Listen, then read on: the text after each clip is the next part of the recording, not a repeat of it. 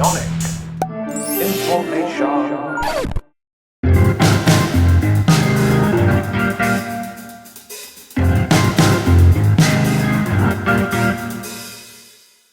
Hello, I don't particularly consider myself a particularly sporty driver. I'm the kind of driver you typically see doing speed limits, being passed by pedestrians, cyclists, cats.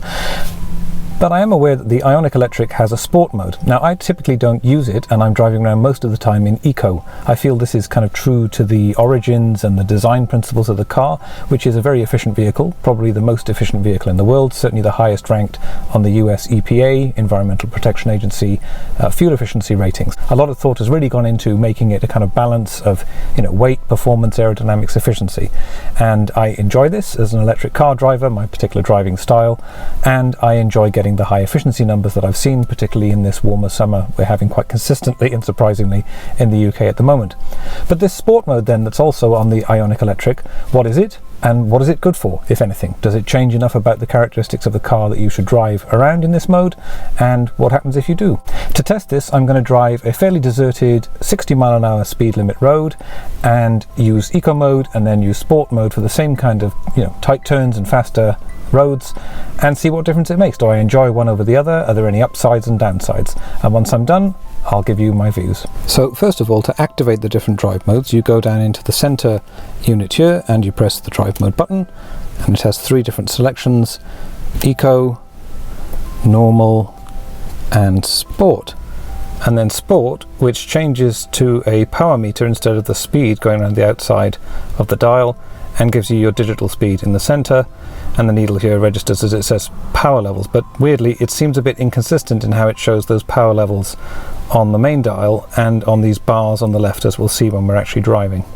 So you can change, for instance, what I'm going to do here is put the sport to have the same by default level 3 regen, and you can also set eco climate control for sport mode. So basically all the thing it does there is presumably changing the response on the accelerator pedal and very little else.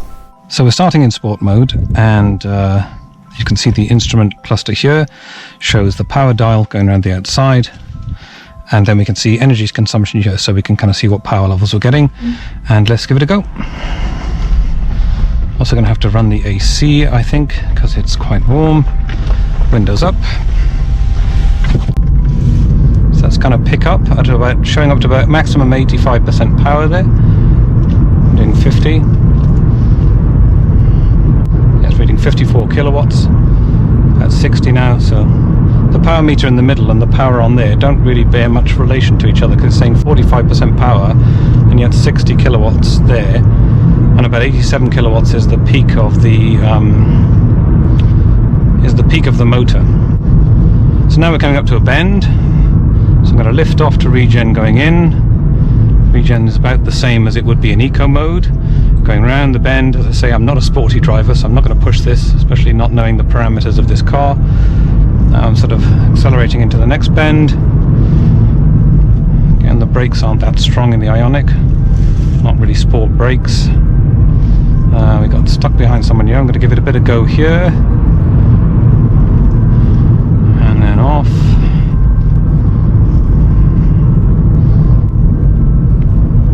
Showing about 80 kilowatt power there. I've got a feeling the power meter only actually shows the kind of positioning of your foot on the pedal, the amount of pressure towards the floor. It doesn't bear too much of a relation to the power, whereas the power meters on the left here are quite add up with the one on the energy consumption screen.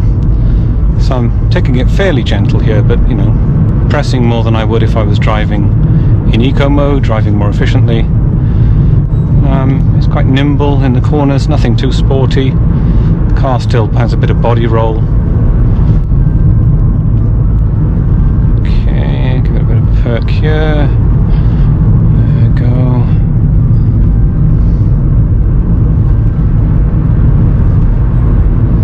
Yeah, it does feel like there's slight torque steer. This being front wheel drive, the IONIQ. Good chance to really test out the regen numbers. Yeah, look, minus 87 there, as shown in a previous video. Going down these turns. gentle through these corners because we've got farmers' walls everywhere, old dry stone walling right on the road's edge. Again, oh, minus 88 that time. Okay, so here's a bit of driving in eco. Enjoying these kind of windy roads quite nicely.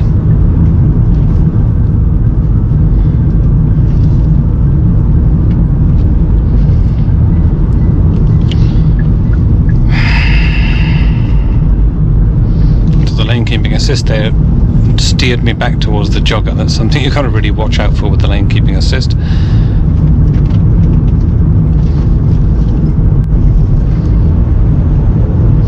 Yeah, so it will go well above the eco limit if you push down in eco mode actually. So there's really not as much difference as you might think. If you press down too hard, it'll go up into the white power section that's above what you'd normally get if you're just accelerating gently in eco, if you're not putting too much pressure on the accelerator pedal. So you can get sort of sport levels of performance, or the sport mode levels of performance, even in eco, just by kicking down, which is a good safety feature, I guess. So here, trying to keep it in the green, not overdo it, not kick down, getting good levels of regen here on these roads. A bit of twisting. So it feels as much fun in terms of, you know, cornering, which isn't much, but it's okay for an electric car of this class. But you don't get the torque steer feel actually that you get when you kind of really push down and get that more immediate response in sport mode. So of the two, I think I prefer the throttle response actually in eco.